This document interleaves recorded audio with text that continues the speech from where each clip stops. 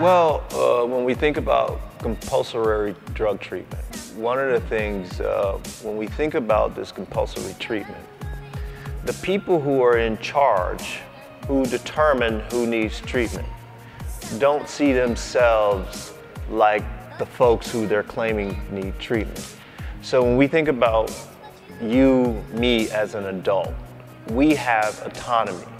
And so when people impact our autonomy, we oftentimes think of it as a violation of our human rights.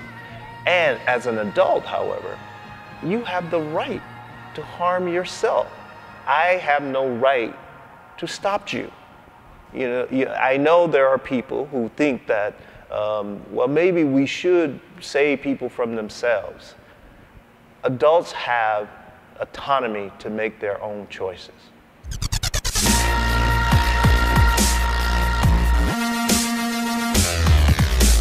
Whenever you have a media person, a reporter, writing about Cracolândia and talking as if crack is the major problem, that person is a fraud, because all you have to do is go in these spaces.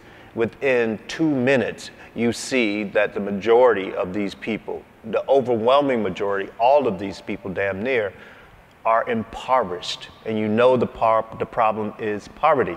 And you know they are uneducated, they need education. And you also know within 2 minutes that many of the people are mentally ill. You know that really quickly, and you know that these people need psychiatric help more so than some drug treatment. And you also know in a place like São Paulo that most of the people in this space are black. So it becomes pretty clear that there are far more important issues going on than crack use. And so if a reporter or some media outlet is only talking about crack or primarily talking about crack, that person's a fraud, that person's disingenuous, that person doesn't care about the people of this country.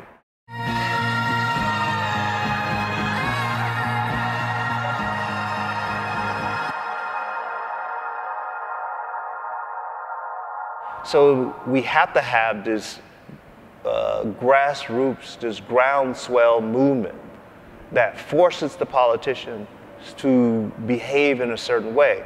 If we don't have this sort of groundswell movement, it's not going to happen. And one of the ways that it doesn't happen in this country is that we keep most of the people ignorant. And so as long as the poor people and the people on the margins don't have education, the wealthy and the ruling class stay in power and they stay in control. And so the major thing that we need to do is make sure people are educated, and people have to understand that they have to take control, because the politicians are not going to do it.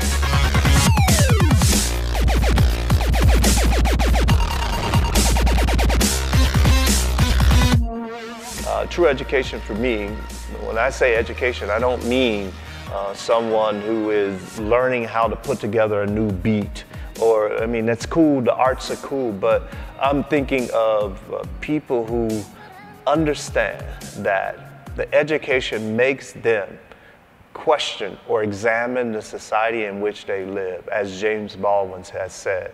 That's real education, when you start to look around and question what's going on in your society.